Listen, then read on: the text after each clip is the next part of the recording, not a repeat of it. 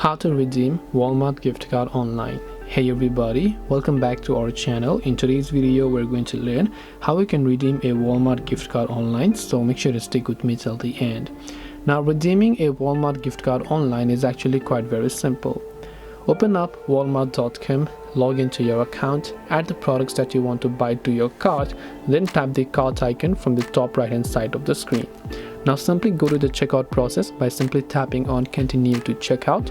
Then once you go to continue to checkout, here you can see payment method. Now before that, let me just get on straight. You can see there is no other boxes or option to enter a gift card separately like on other e-commerce platforms. For promo code we do have a separate box, but for gift card there isn't, because gift card simply needs to be added as a normal payment method. Now if you don't believe me, if you look under this pay with card section, one of the card icon over there is actually a gift card icon, which means that you can actually add your gift card as a normal payment method as you would. Then once you add them as a normal payment method, right here you can tap on continue, and then that gift card will get accepted. Depending upon the value of the gift card, it will get successfully used to purchase those products.